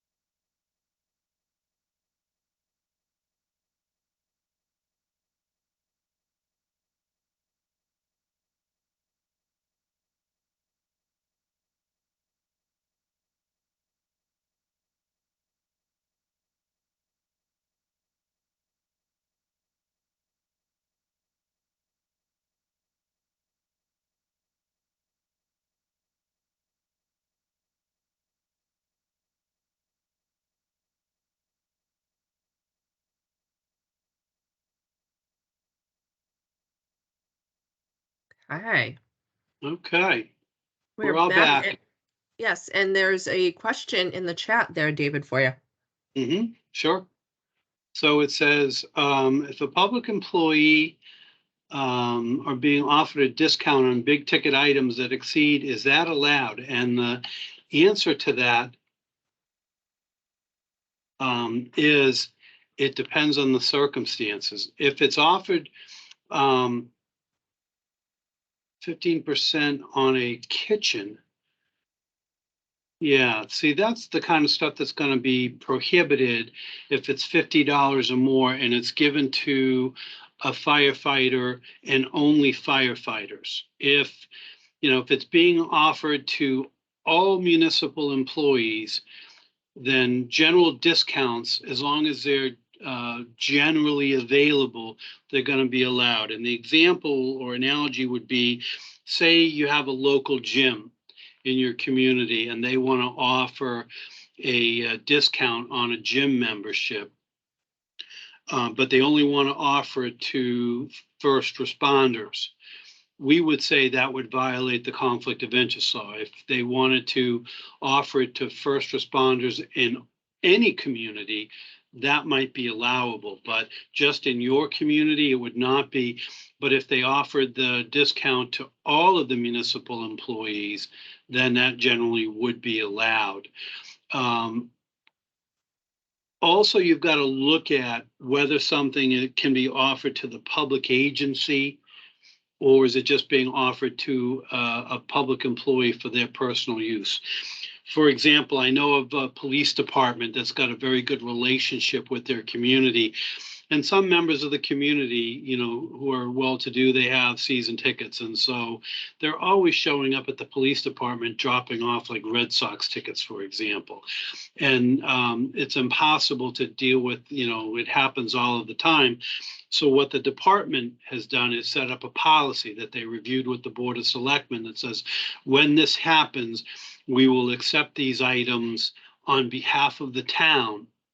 And then, they decided how they're going to dispense with it. And usually they'll donate it to a local charity, for their use. So there are ways to get around it. The question is, how is it being offered? Is it being targeted to a limited subset of public employees? And is it $50 or more? And that would depend on whether it's allowed under the conflict of interest law. But yeah, generally, if I go to the local car dealership and they say, hey, are you a police officer in town? Because we'll give you $5,000 off the price. I'm going to have a problem, with that. It's got to be it's like your Verizon data package on your cell phone. If you're a public employee, you get 20% off the data package. Why can we accept it? Because the 20% off might be, add up to like $5 a month. Well, it's only going to take you 10 months before it's $50 or more. And it's being offered to you as a public employee. Doesn't that implicate the conflict law? And the answer is yes, but it's not being offered to you personally. It's being offered to you as a public employee and offered to all public employees generally. Doesn't matter whether you're a state, county, or municipal employee. So it is allowed on that basis. I hope that answers the question. If not, just I'll try to clarify it. So Jennifer, I don't see my slide deck up. Is there any way that we'll try to share it again? Is it minimized maybe on yours? Because it is up on our screen. We have the nepotism and self-dealing. Okay, I don't see where it would be minimized, but let me see what I can do. No. Unless you want to unshare and reshare, that's completely up to you. Yeah, it's not. It shows that I was unshared. So let me redo this, and I'll do that right now. Okay.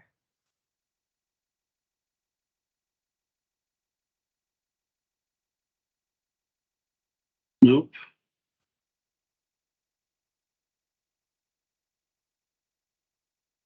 No, I'm sorry. I just don't. I don't see it. Oh, it says another user took control, and I get to take back. All right. There you go. Yep. So still not on mine, but let me see what I can do. Let me see if I can just kind of cancel it all out. All right, let's stop sharing.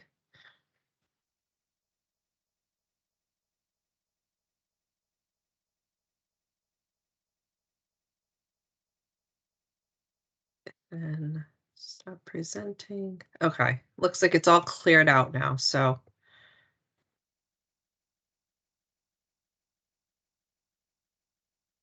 Yeah, I'm still, mine says content sharing has ended.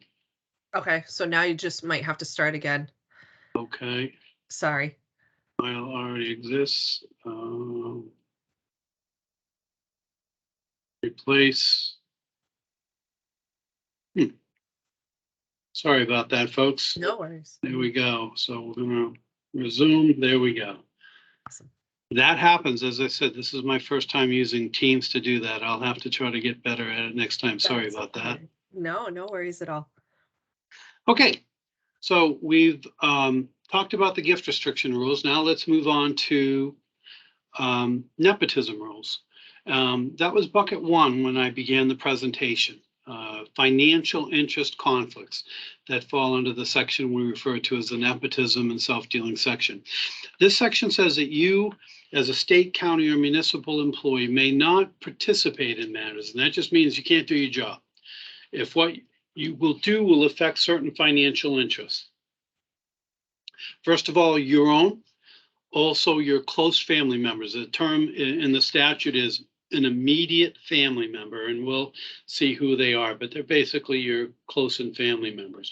If you have a business partner outside of work, if you affiliate with a business organization, private employment, or you own or operate a business, then as a public employee, you have to stay out of matters that might affect their financial interests. If you are negotiating for employment with an entity that you also deal with as a public employee, you, under the nepotism section, may not perform your public duties in matters that will affect the financial interest of anyone or any entity with whom you are negotiating for employment. Those are obvious conflicts of interest, where the public looking at those circumstances would be concerned about whether your decision making is altered because a matter affects certain financial interests. If you're negotiating for employment with a vendor and you're also making public employee decisions regarding that vendor, are you acting in the public interest? Or instead, are you making decisions to further your employment negotiations or further your position or further that entity's position as opposed to at the expense of the public interest? So there's a workaround. So the conflict law says you are prohibited from performing your duties if certain financial interests are affected. And the compliance rule is you're disqualified from performing your duties. But there is a workaround, recognizing that while a financial interest might be present, it may be insignificant, or it could occur in connection with some routine or administrative matter. And so the workaround says that when you have a financial interest conflict, if it's insignificant, you step back from the matter, but you can file a disclosure with your appointing authority. And they then get to decide what to do about your issue. You can't. But they get to decide, they can decide three things if you file a disclosure with them. They can take responsibility for that issue and handle it themselves, or they can assign someone else to handle it, or if they think that the financial interest you have is not significant, they can make a determination on that disclosure form that the integrity of the services that they can expect from you aren't going to be affected by your handling the matter, even though you have a financial interest in it. That effectively waives the statute. So the bottom line is you are prohibited from doing your job if certain financial interests are affected, unless the boss in writing says it's okay. In writing, because we're serving the public interest, and that would be a public record. It's done by the filing of a disclosure and the boss's endorsement by way of a determination on your disclosure form as to what to do about it and so forth. So where would this be appropriate? Well, couple of areas. Say I am a professor at UMass, and that makes me a state employee. and I teach a class, and I'm an expert on the particular subject matter that I teach on. And I also wrote a book, and I want my students who take my class to use my book.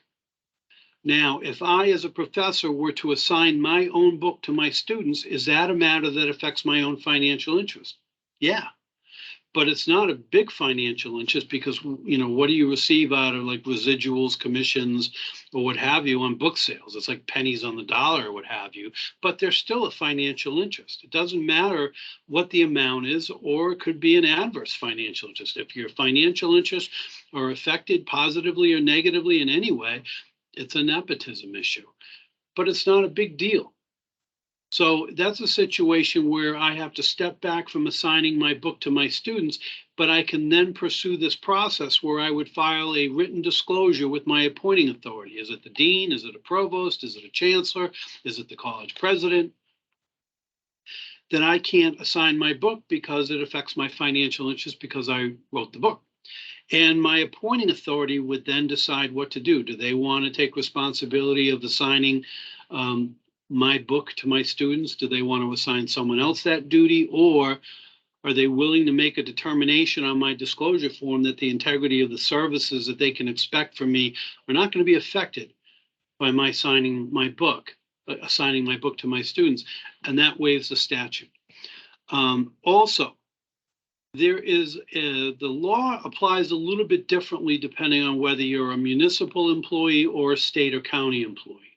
If you are a municipal employee and you encounter a financial interest conflict, you just have to step back from the matter.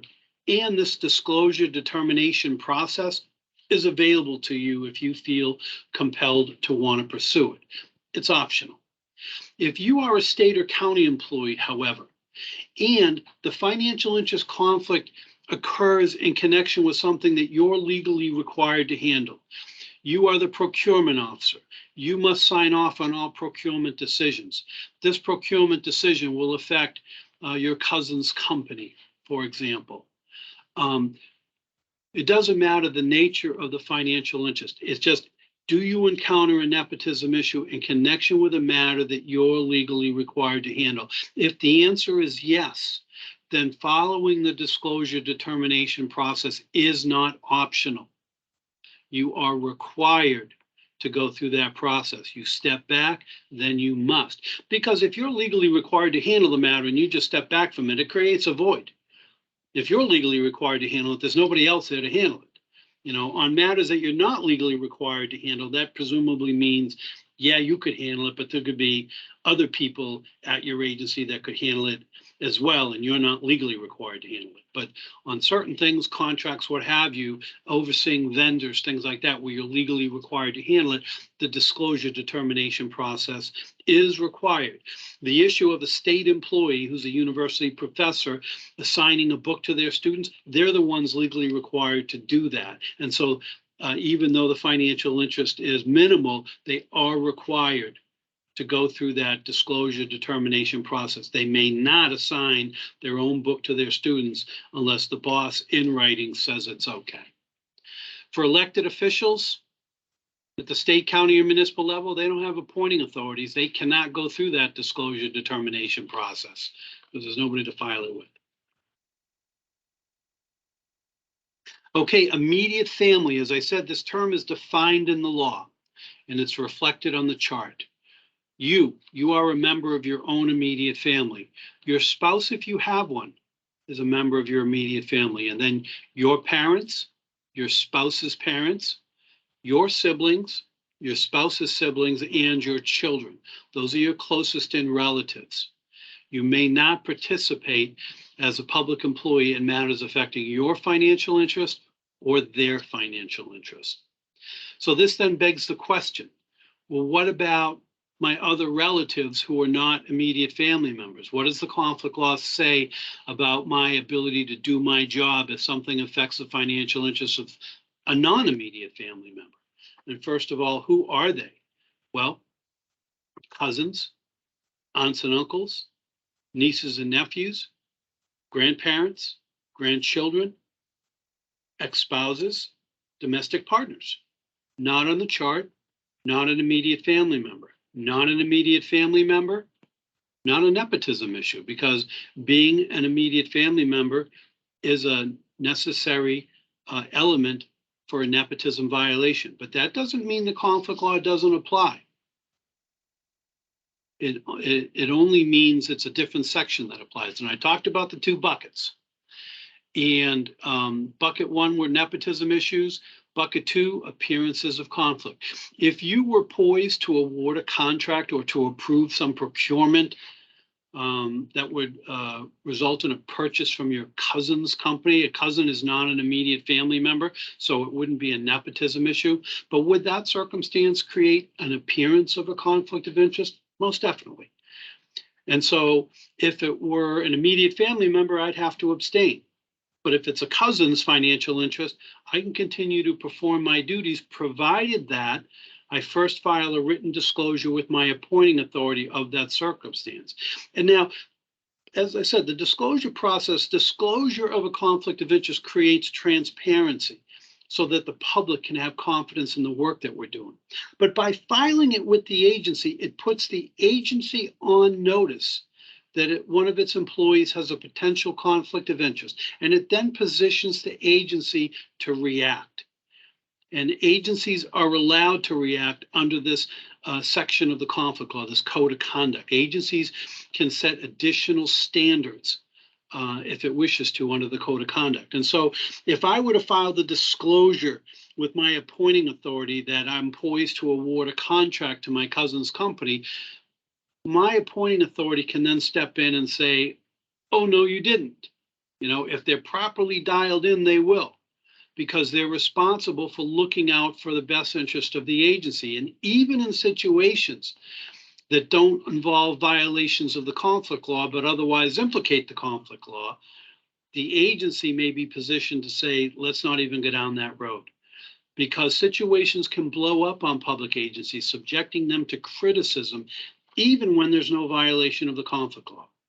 And so by filing the disclosure, that creates the transparency. By filing it with the agency, it then gives the agency an ability to react, to act in matters that are within the best interests of the agency. Agencies can't deal with situations they're not aware of. And that's why the law requires disclosure by the public employee. Okay, we have a couple of exemptions relating to the nepotism section, matter involving general policy. There's a provision that says if your financial interests are affected, but everybody else's are as well, it's not a nepotism issue. And so matters of general policy, if I serve on the water commission in my town and I'm a property owner in the town, one of the things the water commission has to do is set water rates. Now, if I vote to approve the new water rates, is that a matter that's going to affect my own financial interests as a ratepayer? Of course, but since it affects everyone, and the commission uses, the statute uses the term substantial segment of the population, and the commission uses the 10% rule. Any matter affecting 10% or more of the population would affect the population generally. Also, if I serve on my local school committee and I have children in the school district, the school committee, of course, they deal with policy matters. What happens if the school committee is set to establish bus transportation fees or after school activity fees or things like that, and my children will participate in that so that I will have to pay those fees? That's a nepotism issue for me. But there's a regulatory exemption that says for members of school committees and charter school boards of trustees, they can participate in general policy matters, even if their own financial interests are affected, as long as the financial interests of everyone similarly situated are affected. In other words, if my financial interests were unique and distinct from everyone else, it's a nepotism issue I can't participate in. But where my financial interest is shared by everyone generally, I can then participate in the matter. Okay, that's the nepotism section. Let's move to the code of conduct section. And I've talked about appearances of conflict of interest. The statutory language there says that a municipal or county or state employee may not knowingly act in a manner such that a reasonable person could conclude that he or she might act with bias. And that's set forth whenever you're poised to perform your duties, and yet some component of your private life is going to be affected by what you do. The section of the law further states that if the public employee, when faced with that circumstance, publicly discloses the nature of that circumstance, that disclosure in writing dispels any appearance problem that's otherwise created. Now, this code of conduct section also has a provision that says you may not use your public position to secure unwarranted privileges for yourself or others. We call that improper use of public position. Whatever you can do in your public position that might be construed as a benefit to someone, you may only deal with those benefits on an open, fair basis. You have to follow all of the rules. In any situation where a public employee deviates from the normal rules that guide how they're supposed to handle a matter, and as a result of that deviation, someone they're connected to privately benefits by $50 or more, the term substantial value appears in the code of conduct section as well. It's a violation. So, for example, say I work for a state agency and I have one job, and my job is to issue a permit. And anybody that wants my permit has to come to me, and they have to do two things. They have to fill out a permit application, and they have to pay a permit fee. Because the term substantial value appears there, let's say the permit fee is $51. That makes it an item of substantial value. So anyone that wants a permit has to follow those two steps. And then one day, my Uncle Harry comes in and he wants a permit. And I tell him, Uncle Harry, today's your lucky day. Today you get the friends and family discount. Fill out the application and I'll give you the permit. You won't have to pay for it like everyone else does. In that instance, I will have improperly used my public position. I deviated from the normal rules that guide how I'm supposed to handle a matter. In performing my duties and issuing permits, I'm not authorized to give out a friends and family discount. And so where I deviated from the rules so that Uncle Harry didn't have to pay the fee, that's an improper use of public position. This improper use of public position also extends to using public resources for private or personal use or political activity. The public resources that we have available to us, the offices, the equipment and supplies, anything like that can only be used for the conduct of the public's business, and any private or personal use that's of substantial value would constitute an improper use of public position. Also, disclosing confidential information is restricted under the law. And you folks know that you deal with confidential information all of the time. We had a case on point. So just to illustrate this concept, let me explain this example. We had a case. So the conflict law says a public employee who receives or learns confidential information as a public employee may not improperly disseminate that information to anyone who is not otherwise authorized to receive it. The case we had involved CORI information. We all know what that is, criminal offender record information. A lot of times, if you want to be a vendor or if you want to get a public job, you have to pass a CORI background check. That stuff is confidential under state law. Now, the issue we were dealing with involved a clerk in one of our district courts, and the issue was CORI information. This clerk, and clerks don't have access to CORI information, but this clerk had a relative who was running in a local election. And one day, this clerk went to somebody in the court who has access to CORI information, a probation officer.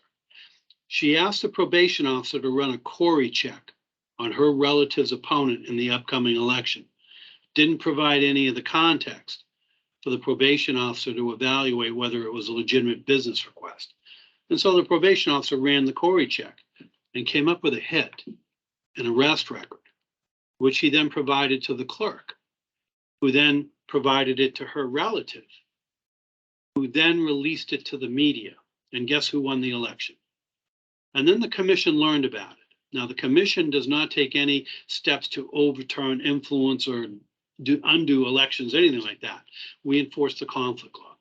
And so the commission investigated the clerk for violating the conflict law and ultimately took enforcement action. In its decision, the commission said, Madam Clerk, respectfully, even though you're not cleared to receive CORI information, once you did, under false pretenses, you were obligated to keep that information confidential. Instead, you improperly disseminated that information to somebody who was not authorized to receive it, and you did so to further a personal purpose. That's what gets our antenna up. Inadvertent disclosures, they occur, but any improper dissemination to further a personal purpose gets our antenna up. And so the commission took enforcement action in regard to that situation. Now, this requirement against disclosing confidential information can survive your public employment, because the commission, as a law enforcement agency that can enforce the statute, operates under a 6-year statute of limitations. And what that means is the commission has 6 years from the date of a violation within which it can take steps to enforce the law. And so even if a public employee were to learn confidential information and then leave their public position, and then several years later, as a former public employee, they then improperly disseminated that information, it is still actionable by the Ethics Commission. We have an advisory on political activity. For any of you folks that are involved in campaigns or political activity, this advisory is very useful. It's on our website, and it explains what you can and cannot do, has some useful examples. Generally, under both the conflict of interest law and campaign finance law, public employees may not be involved in campaign or political activity on public time, in public buildings, or using public equipment and supplies. To do so would constitute an improper use of your public position. In addition, while you're at work, if you were to be soliciting campaign support from your colleagues or subordinates or constituents, that's a problem.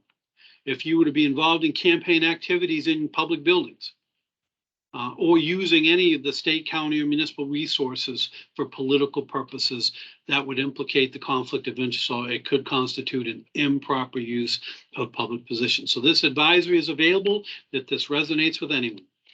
Okay, we also have an advisory regarding private commercial relationships. There are instances, you're at work Monday through Friday, 9 to 5. That means most of your waking hours are spent during the week at work.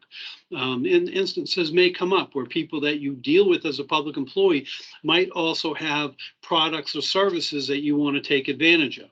Can you, as a public employee, initiate or maintain a private commercial relationship with the same people you deal with at work? It depends on the circumstances. So this advisory explains that. Number one, public resources cannot be used in connection with initiating or maintaining any private commercial relationship. So conversations are not done at work. In addition, public employees cannot exercise coercive behavior in an effort to leverage a private commercial relationship. You can't tell somebody that they might be in better stead on the public side of things if they give you a better deal on the private side of things. And at a minimum, if you were to deal with somebody at work as a public employee, you have official dealings with someone, and you then enter into a private commercial relationship with them, would that circumstance create an appearance of a conflict of interest? Most definitely. So at a minimum, any public employee who is also engaged in private commercial dealings with the same people that they deal with at work, a disclosure with their agency via the appointing authority is going to be required at a minimum. There could be some other compliance rules depending on the circumstances that might implicate the nepotism section of the conflict law or other sections of the conflict of interest law. It depends on the circumstances, but at a bare minimum, a disclosure to the boss in writing that you're involved in a private commercial relationship and the nature of that relationship is required. So this advisory explains how not to violate the conflict law. Now, if you're like me and you read it, you're going to be thoroughly confused when you're done reading it. But what the advisory does is it flags the issues that need to be flagged so that if you then have specific questions, you can then call our office, talk to the AOD, and sort through any of that stuff. Okay, there are two sections of the conflict of interest law. I'm going to go fast now. We're going to need about another 10 minutes. But there are two sections of the law that apply to us when we're not at work. I've only explained those portions of the conflict law that apply to us when we are working as public employees, the gift restriction rules, the nepotism rules, the code of conduct rules. When we're not at work, when we're at home and we're handling our private stuff, the conflict of interest law can also apply. The conflict of interest law imposes a duty of loyalty on all public employees to their level of government. I have a duty of loyalty to the state. A county employee would have a duty of loyalty to their county. A municipal employee has a duty of loyalty to the municipality that employs them. What this means is when you're not at work and you're handling your private stuff, if anything you're dealing with involves your level of government, red flag needs to go up because your duty is to your level of government and not to some third-party interest. And so the conflict of interest law under this divided loyalty section imposes two basic restrictions. One, on representation. When you're off the job handling your private stuff, you may not represent any third-party interest before your level of government. In addition, the second restriction is you cannot be hired and paid by any private entity to work on a matter that involves your level of government. To do either compromises the duty of loyalty that the conflict of interest law imposes upon you. There's a provision in the law governing what we call special municipal employees, special county employees, special state employees. Recognizing that not all public positions are paid. You're not going to get anyone to volunteer to serve on an unpaid public board if the duty of loyalty restriction applies for those folks who might also do business with your level of government. Say I live in a town and I sell insurance, and I sell insurance products to my city or town. And then there's a call out, we need volunteers to serve on these unpaid boards. And so I say, all right, I'll serve on the unpaid planning board. Well, the conflict of interest law says that once I become a municipal employee as a planning board member, I can no longer represent my insurance company before the town. That's not workable. Nobody's going to volunteer to serve on these boards. So the conflict of interest law has a provision governing special public employees, positions that are unpaid or are paid at less than 800 hours in a year, or the nature of the public service allows for private business or private employment during normal business hours. Think your vendors and so forth. Those positions can be classified as special state, special county, or special municipal employees, and it provides flexibility under the conflict law. So if I'm a special municipal employee as a planning board member, I can continue to sell insurance to the town as long as I'm dealing with all other town boards and not the planning board. The restriction only applies to the planning board matters. And the same for state or county employees, like members of the State Ethics Commission. They're unpaid. They are special state employees.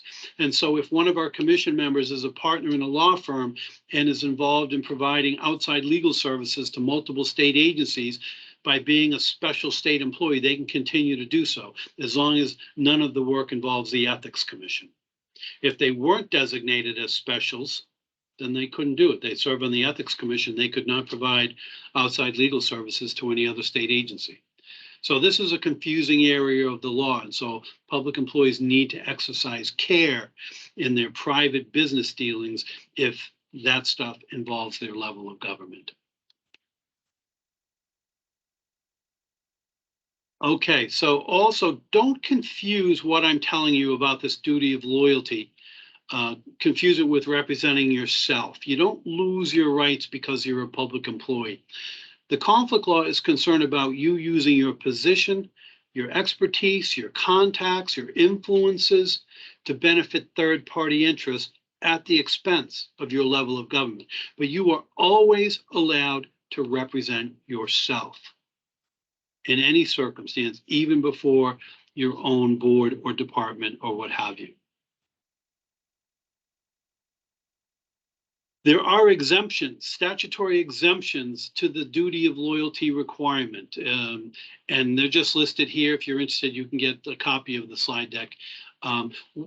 one of the things I'll mention, state and county employees can also be municipal employees. I can work for the Ethics Commission by day, and if I want to hold an appointed town position in my community, I can do so, but the conflict law imposes restrictions. As a state employee, I would then have to stay out of any matters that are within the purview of the municipality where I'm also a municipal employee. And conversely, as a municipal employee, dealing with the stuff I deal with, I would have to stay out of any matters within the purview of the State Ethics Commission. In other words, the restriction as a municipal employee only applies to the state agency that employs me, not to the state broadly. Whereas as a state employee handling matters that might involve my municipality, it applies to any matter within the purview of the municipality. And there's a provision that says municipal employees. If you were to pull certain permits, building, electrical, plumbing, gas, or septic, for a property owner, because you do contracting work on the side, and you pulled a permit on behalf of a customer, you would be acting as the agent for that customer. That implicates the duty of loyalty restriction, but there's a special carve out that allows municipal employees, as long as they're not employed by that agency that issues the permits or has oversight for those permits, you are allowed to pull those permits without violating the conflict of interest law. Firefighters, they work these kind of weird schedules. They're on 24, off 24, what have you. That gives them some time during the work week where they can be involved in other stuff. And so a lot of them are contractors and they do this kind of work. And this exemption from the conflict law gives them some sort of flexibility. There's also a regulation that says even though you can't represent any third parties before your level of government, if you are a parent, you can always advocate for your child before any department, even the one that works for you. If you hold a supervisory position, you're going to have to file a disclosure with your agency that you're advocating for your child, but otherwise you can do so without violating the law.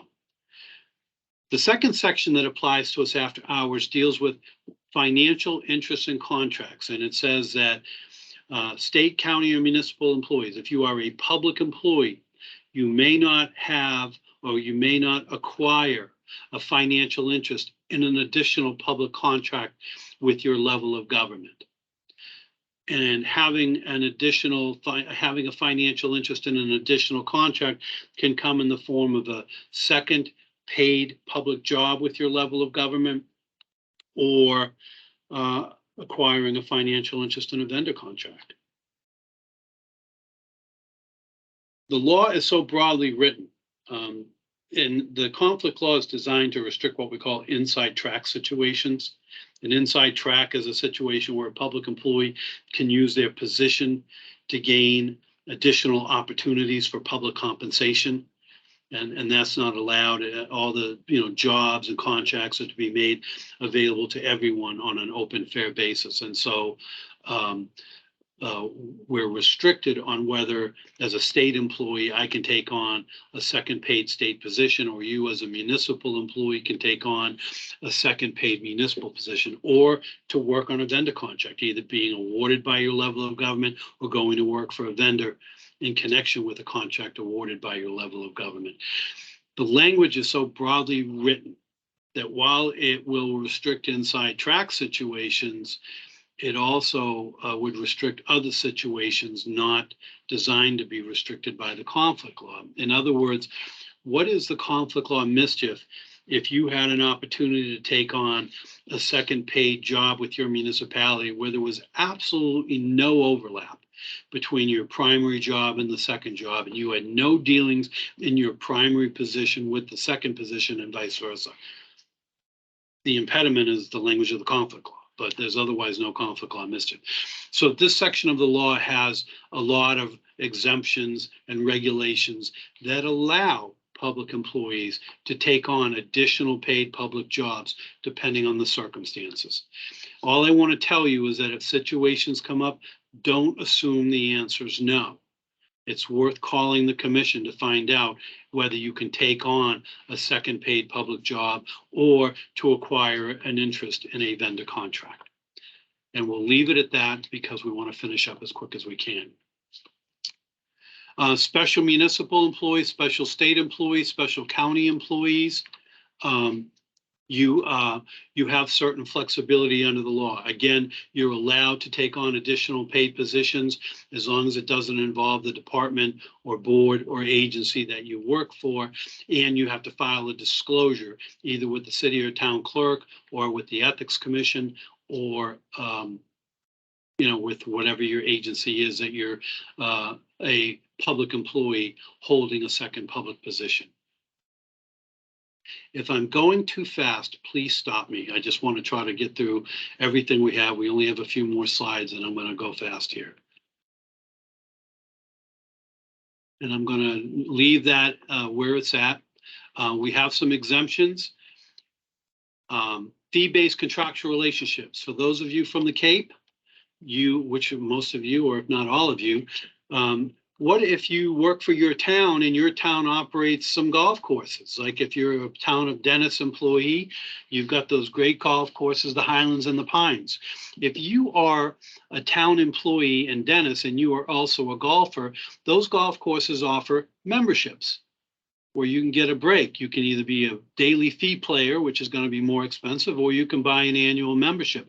But if you're a town employee who also has a membership on the golf courses, you would be a public employee, a municipal employee who has a financial interest in another municipal contract, which would implicate the conflict law. But by this regulation, the top bullet point, there's an exemption for fee-based contractual relationships.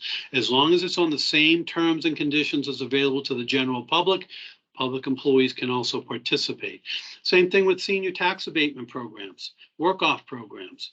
There's a provision that says if you're a resident of the town and you're a senior, you can get a break on your property taxes if you volunteer a certain number of hours to the town, usually at the town hall. What happens if I'm a town employee and I also qualify under a senior tax abatement program? If I were to take advantage of it, I would be a town employee who has a financial interest in another town contract, which would implicate the law, but there's an exemption that allows this to occur. Same thing for affordable housing programs and community development programs. So in a lot of this stuff, the conflict law is implicated, but don't assume the answer is no. Final section of the law. What happens when you leave? Well, we don't need to talk about that because you're getting this training, you're performing these duties. We got you hopefully for a long time, but you need to know, because you may see it with others. When you leave your public position, if you want to use the revolving door, in other words, you leave your public agency today and tomorrow you go through a revolving door and you now want to represent a client before your former public agency, the conflict of interest law imposes restrictions. We call them revolving door restrictions. And there are two basic restrictions laid out in the law. It basically says, if you worked on a matter as a public employee and you then leave your public position and you want to go through that revolving door, you can never do so in connection with matters that you worked on. Permanent restriction on that. And then there are matters that you might not have worked on, but were nonetheless under your official responsibility. If you're a department head, everything that comes into your department is a matter under your official responsibility, but you don't handle everything that comes in. That's what you have staff for. That's a matter that's, while you did not work on it, it is nonetheless under your official responsibility as a department head. So say you want to leave your public agency and go through the revolving door. On those matters that you did not handle, but they were nonetheless under your official responsibility, you have to wait 1 year before you can represent a third-party interest in connection with those matters. Why? Similar to the divided loyalty section of the law, you cannot use your influences, your contacts, your expertise to benefit third-party interests at the expense of your level of government. So it applies to you while you are a public employee, and then it also applies to you when you leave your public agency. You have to wait 1 year. But if neither condition applies, it's open season. You can leave your public agency today, go through that revolving door tomorrow and represent a client or a new employer or some other third-party interest, as long as the reason for that representation is not in connection with a matter that you handled or a matter that was under your official responsibility. Damn, I didn't think I'd have enough oxygen, but we're finally at the last slide, the most important one. When in doubt, panic. Now, don't panic. When a conflict issue presents itself, all you have to do is know when the red flag should go up. gift restriction rules, nepotism rules, code of conduct rules, which is appearances of conflict of interest, improper use of public position, disclosing confidential information. And then the duty of loyalty restrictions, restrictions on acquiring a financial interest in another contract, and revolving door restrictions. As you can appreciate, this stuff gets complicated. And at best, all we can hope is that you understand when a conflict issue presents and then call us if you're unsure about how to comply with the law. So with that, I'm going to unshare presenter mode. Now this is interesting because it doesn't give me the opportunity to unshare. Jennifer, you might have to unshare for me. Okay. There we go. Nope. There's the slide. Look at how big that slide is. I got to do some more work on Teams. There we go. No worries. Okay. No worries at all. Yeah. No, that was great. That was fantastic. Yeah. So if anyone has any questions, we can deal with them now. I would say just unmute your mic and fire away. Otherwise, I'm assuming that you people are just brilliant and you absorbed all of this information like sponges, and we won't have any issues. These are things that you might encounter, but they also might be things that you see. And if it's in your interest to protect your community's reputation or to give somebody a heads up, you might see something where they might benefit by you going there and say, hey, this could be an issue. Why don't you call the Ethics Commission and find out from them? If somebody wants to violate the law, they're free to do so. But to the extent they don't, then cluing them in on these complicated topics and subjects are important. So with that said, if there are any questions, if not, then I'll leave you to the rest of your meeting. And Jennifer, thank you again for organizing this. I do appreciate the opportunity to talk to your group. Okay. I'll take your slide deck that you had sent over and I'll share that with the group and along with this recording. So if there are any questions, they'll definitely, I'm sure, reach out, but I appreciate it. It was a lot of great information. Okay. And everyone, thank you for your kind attention, and I'll leave you to it. Take care. Thank you so much.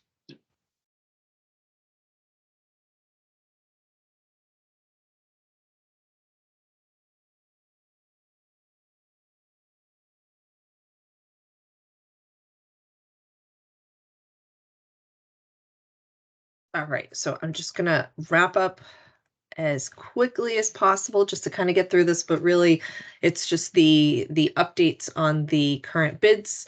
So last week we had the golf course materials that was due from all of the participating towns if there were any changes, additions, anything like that. So that is actually in the process of being put together and sent out so that I can get that one out. Then next tomorrow, I just sent out a reminder that the roadway construction and public works information from towns are due tomorrow. I am very strict about sticking to my deadlines this year because last year we just had way too many delays in the process. So I am going to be a lot more strict this year. And I say that, but I know I'll probably end up being flexible. But regardless, next week I have the porta potties, those schedules and information from towns are due on next Wednesday, the 30th. And then pretty much the month of December will be dedicated to having all those out to bid. January will be, contracting, opening bids and contracting and awarding. So it's all going to be one right after the other as far as the annual bids. And then once those are completed, along with any renewals, because we do have renewals for the roadway construction items, then it almost immediately will start work on the spring bids. So that'll be the fuel, the gasoline. I'm going to try my hardest to get that earlier, and hopefully we won't have surprises like we did last year. Paper, water, chemicals, those are all due this coming spring, and then the rest we have some renewals. I believe just for the elevator, we have a renewal option, and then it'll be bid in 2024. Do we have any questions on the annual bids? No, this is your time. Grab me now while you can. If not, I will entertain a motion to adjourn and wish everybody a great holiday. Jen, I will put forward a motion to adjourn. Thanks, Amber. Second. I'll second it. Can I second it? I'll second it. All right. All those in favor. Everyone have a wonderful holiday weekend. Hopefully it's a long weekend for everybody. And we'll touch bases next week. Thank you, Jen. Have a great Thank you. Thanksgiving. Thanks, you too. Thank you. All right.